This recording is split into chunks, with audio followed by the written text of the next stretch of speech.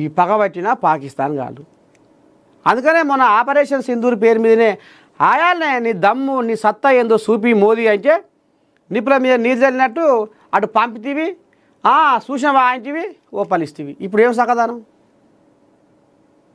దేశం అంతా ఆగం జగన్నాథం కాడికి వచ్చింది. పొడుగు నుంచి పొడుగు దాకా ఈ పాకిస్తాన్లతోనే ఇదే గొరికరాంతం అయిపోతుంది. మోదీ ఇక ఇప్పుడు కుందేలు పోయినాక బొర్రె కొట్టుకుంటే సకదనం ఏముంది? వాళ్ళు గంతే చుట్టం సూపులాగా ఏదో మీది మాట కట్ట బెదిరించి అది హార్డ్ బూట్ అంటారు, సందులో అంటారు. ఆయన కాటకు వచ్చింది ఇప్పుడు పాకిస్తాన్ కొడుకులకు. ఇక చూడు, ఢిల్లీ పైనే ఎందుకు ఉగ్ర దృష్టి? వందల మరణాలు, రక్తపు టేరులు. రాజధాని రెడ్ ఫోర్ట్ మరోసారి రక్తంతో నిండింది. దేశ హృదయం ఢిల్లీ, దేశానికి గుండెకాయ ఢిల్లీ. ఎర్రకోట సమీపంలో సాయంత్రపు ఆకాశం ఒక్కసారిగా నిప్పు మింగింది. గాలి గుసగుసలు కాదు, బాంబు శబ్దాలే వినిపించాయి. ఒక్క క్షణం నిశ్శబ్దం, తరువాత రక్తం, పొగ, ఆర్తనాదాల రణరంగం.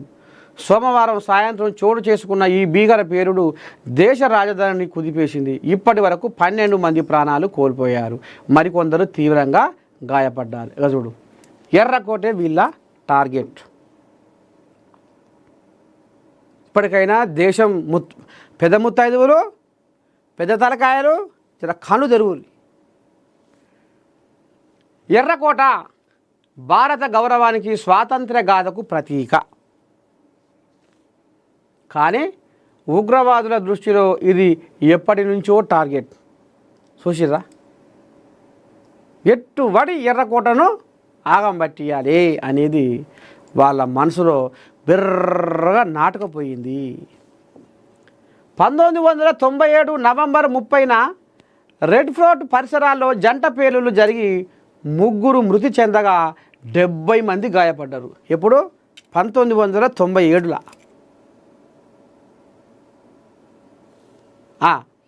2000 సంవత్సరం జూన్ 18న అదే ప్రాంతంలో మరోసారి 2 శక్తివంతమైన పేలుళ్లు జరిగి 2 ప్రాణాలు కోల్పోయారు. 1997లో, 2000 సంవత్సరంలో, ఇప్పుడు 2025 పేలుడు దుర్ఘటన. ఆ చీకటి జాబితాలో కొత్త అధ్యాయం. రక్తం చిందించిన గోడలు, మబ్బులలో కలిసిన కేకలు. ఎర్రకోట చరిత్రలో మళ్ళీ నల్ల అక్షరాలు చెక్కబడ్డాయి.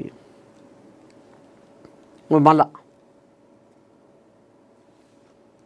ఎర్రకోట మీద ఇగో ఈ రకంగా వాళ్ళు పగబట్టిర్రు. భారతదేశంలో బాంబు పేలుళ్ళు ఒక చరిత్ర. ముంబైలో 1993లో దేశ వాణిజ్య రాజధాని ముంబై, దాని మీద కన్నుబెట్టి 1993 మార్చి 12న 12 వరుస పేలుళ్ళు ముంబైని హతరాకుతలం చేసినాయి. 1993లో వరుసగా 12 వరుస బాంబు పేలులతోటి ఆగం చేసిన ఈ ముంబైని 257 మంది చచ్చిపోతే 1400 మంది పైగా గాయపడ్డరు. దెబ్బలతోటి అవస్థలు తీసుకుంటా, దవాఖానాల మురట్ల మూలుక్కుంటా పాపం వాళ్ళు అంగవైకల్యంతో ఎంతగానో అలమటిస్తుర్రో చూసినాం. 257 మంది గాలిలో కలిసి వాళ్ళ ప్రాణాలు. ఏది? ముంబైలో 1993లో. ఇక అక్కడ ఎక్కడెక్కడ బాంబులు ఏంది ఏం కథ వేసిరంటే Bombay stock exchange, air India భవనం, అనేక హోటళ్ళు, ఇవన్నీ ఉగ్రవాదుల దాడిలో ఆగమైపోయినాయి.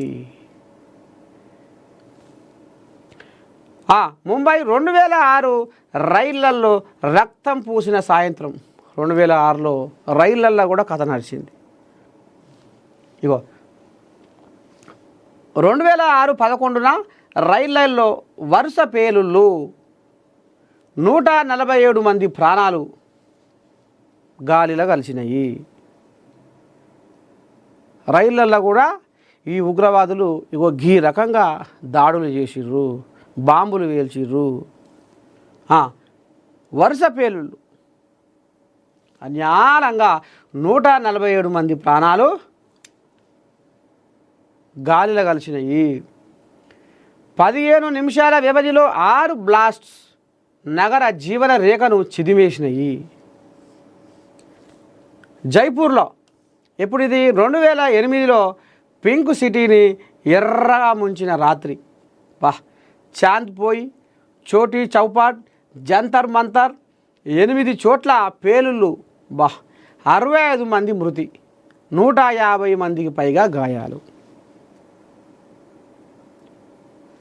చూస్తురా, 65 మంది మళ్ళా అన్యాలంగా పొట్టన పెట్టుకుర్రు, 150 మందికి మళ్ళీ గాయాలై దవాఖానలో పడ్డారు. సంజౌతా ఎక్స్ప్రెస్ 2007 సరిహద్దు దాటి నిప్పు. న్యూఢిల్లీలో నుంచి వాగా వెళ్తున్న రైళ్లలో పేలుళ్ళు, 67 మంది ప్రాణాలు కోల్పోయారు. పాకిస్తానీ ప్రయాణికులు ఎక్కువ. కోయంబత్తూరు 1998 అద్వానీ టార్గెట్. కోయంబత్తూరులో 1998లో అద్వానీని టార్గెట్గా పెట్టుకుర్రు వాళ్ళు. చూస్తున్నారు కదా, ఎల్కే అద్వానీ సభకు క్షణాల ముందు పేలుళ్ళు. కొద్దిగా అయితే ఆయన అడుగు పెడతాడు అనగా ఏదో చిన్నగా కొద్దిగా అది తప్పింది, లేకపోతే ఆయాలనే ఇదవు. 58 మంది మృతి, 200 మందికి పైగా గాయాలు. అహ్మదాబాద్ 2008 వరుస బ్లాస్ట్స్తో గుజరాత్ కదిలిపోయింది. 17 పేలుళ్ళు, 50 మంది మృతి, 212 మంది గాయాలు. హైదరాబాదులో బాంబుల విషాదం, లుంబిని నుండి గోకుల్చాట్ వరకు. భాగ్యనగరము గుండెను పిండే ఇమ్మతి మీకు ఎవడు ఇచ్చేరా, అభాగ్య జీవుల ఆత్మలు చంపే చేతులు మీకు ఎట్లా వచ్చారా, ఆకాశమంటిన రోదనతోటి ఆర్తనాదాలతో అల్లాడిపోయేరా, తల్లడిల్లిన ప్రాణాల ఉసురు మీకు తగలకుండబోదురా,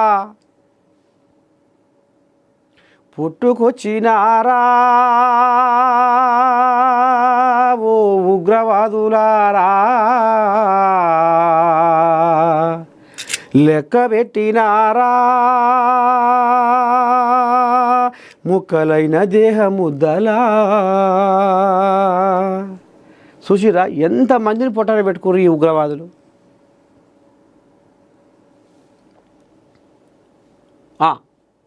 ఏడికి వచ్చినాం, హైదరాబాదులో బాంబుల విషాదం, లుంబిని పార్కు నుండి గోకుల్చాట్ వరకు ఎంతమంది ఇదయ్యారో చూసినాం. దిల్సుఖ్ నగర్ గడ్డ మీద కూడా బాంబులు పెట్టి ఎంతోమందిని పొట్టన పెట్టుకుర్రు, ఎంతోమందిని అంగవైకల్యంతో వాళ్ళ ఉసురు పంచుకోరు. 2007 ఆగస్టు 25 2 పేలుళ్ళు ఒకే నగరంలో. లుంబిని పార్కు, గోకుల్చాటు, రక్తం, దుఃఖం, నిశ్శబ్దం. 41 మంది మృతి, 54 మంది గాయపడ్డారు. ఢిల్లీపై ఉగ్ర దృష్టి. 1997 వరుస బాంబు పేలుళ్ళు, రాణిబాగ్, కరోల్బాగ్, పంజాబీ బాగ్ దాకా రక్తరేఖ.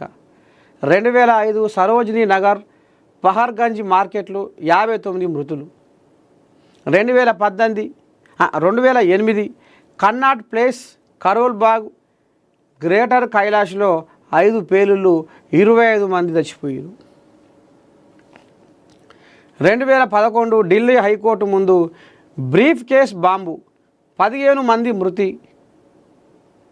2021 ఇజ్రాయిల్ రాయబార కార్యాలయం సమీపంలో పేలుడు, అంతర్జాతీయ ఉగ్రచర్యకు సంకేతం. పేలుడు తర్వాత మిగిలేది కేవలం శబ్దం కాదు, రక్తం గడ్డగట్టిన నేల, కన్నీళ్లలో కలిసిన ఆకాశం, గాలిలో మిగిలిన గంధకం వాసన. ఇవే ప్రతి పేలుడు తర్వాత మిగిలిపోయే జ్ఞాపకాలు. రక్తపు వాసనతో మళ్ళీ ఢిల్లీ వీధులు మేల్కొన్నాయి. ఉగ్రంపై ఉగ్రరూపం ప్రదర్శించాలి. ఈ సమస్య శాశ్వతంగా పోవాలి. అందుకనే ఇది శాశ్వతంగా పోతందుకు మొన్న ఆపరేషన్ సింధూర్లోనే వాళ్ళని అదరగొట్టి కిటికీలు తీయవలసిటివి మోదీ. ఇక చూడు ఎంత పని అయిందో. ఏమైనా కుందేలు పోయినాక బొర్రె కొట్టుకుని అలవాటు అయిపోయింది నేటి నాయకులకు. ఇక ఆడ బస్సు గుద్దుకోగానే అరే ఇట్లా ఇట్లా చేయాలి, ఆడ ఏదైనా ఆగమైపోయినాక అరే గట్లనా గిట్ట చేయాలి. అందుకనే పెద్దలు అన్నట్టు తడిస్తే కానీ గుడిసె కప్తాం, తాకితే కానీ మొగ్గం. తాకితేనే మొగ్గుతాం, తడిస్తేనే గుడిసె కప్తాం. నువ్వు వాన వస్తే కురుస్తుందని ఎరికే వానికి.